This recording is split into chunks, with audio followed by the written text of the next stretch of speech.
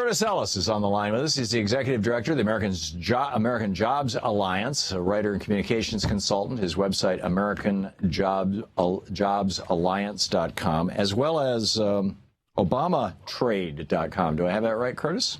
You sure do, Tom. Welcome back to the program. And always a pleasure. Now, you are by the way, you can tweet Curtis at Curtis, C-U-R-T-I-S, Ellis, E-L-L-I-S, at Curtis Ellis.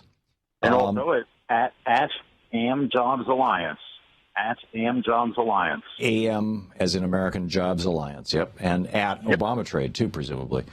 So anyhow, Curtis, you and I have been talking for a lot of years, way back when we first started the show. In fact, you even filled in for me when we were both with IE America Radio.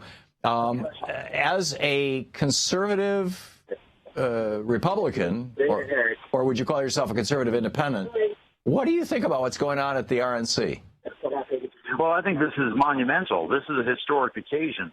We've seen the Republican Party return to its roots because it was hate, fear, and misogyny. Well, free soil, free labor, right? The Republican Party was founded on the idea of opposition to slavery. At that point, the slavery was plantation slavery in the South. Right now, the slavery is in the south of the globe, places like Malaysia and whatnot. Oh, so you're saying that the Republican Party is returning to its roots with regard to trade, specifically? Exactly, with regard to trade and with standing up for working people.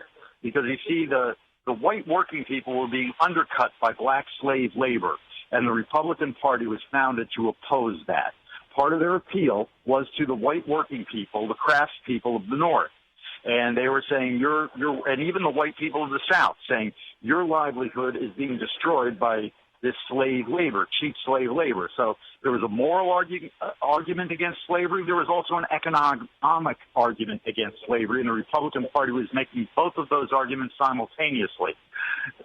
Abraham Lincoln, when he set forth the idea of building a transcontinental railroad, he's credited, it's a bit apocryphal, but he's credited as saying the steel rails should be made in America rather than buying the rails from Great Britain.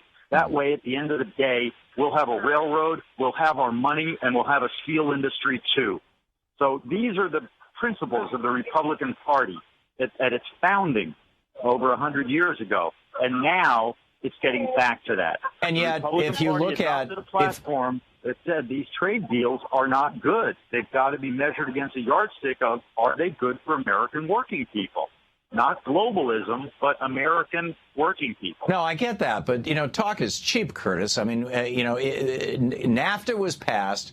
Yes, it was a Democratic president who signed it, but it was opposed by the majority of Democrats in the House of Representatives. It was opposed by the majority of Democrats in the Senate. It was supported by the majority of Republicans in the House and the Senate. That was true of the NAFTA. That was true of CAFTA. That was true of KORUS, the Korean Free Trade Deal. That was true of every single trade deal, including, by the way, TPP right now, with a single exception of permanent normal trade relations with China, which arguably wasn't a trade deal. So, and in every single case, when the Republicans tried to sell this to us, just like, Ronnie Reagan saying, hey, I'm going to cut your taxes, Thom Hartmann, and I got a $200 tax cut, but, David Koch probably got $1 million tax cut. I mean, when they try to sell it to us, I don't believe Republicans, Curtis. Well, no, Tom, I'm not going to argue with you over. I can't, and I'm not going to argue, and I'm not saying that the Republican Party up to this point has supported these deals. That is why this is a historic occasion, because we're seeing a change. We're seeing a change. The platform specifically says trade deals should not be rushed and should not be entered into in a lame duck session of Congress. It says that in the platform. This is a change. This is a different direction. Have you looked at the Democratic Party platform? That actually happened, but that's what they're going in now. Right. And by the way, everything he said is true. And NAFTA passed with overwhelming Republican support and a Democratic president and vice president pushing it. It was Al Gore who got on TV and debated Ross Perot and brought up the ridiculous canard and the false history of the Smoot-Hawley tariff and made a joke out of the whole thing. And it was although it was Bill Clinton who debated Ross Perot, and who also pushed.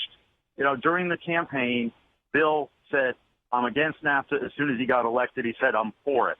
Right now, we've got a repeat of history. Hillary Clinton says, "I'm against TPP." At the same time, her chief advisor for Asian affairs is in Australia saying this thing's going to pass later in the year. So there's I can't believe the politicians would lie and talk out of both sides of their mouth. But maybe it's a shocking thing occasionally. So it's basically you're saying both parties are being hypocrites on this, and we need to transcend the parties.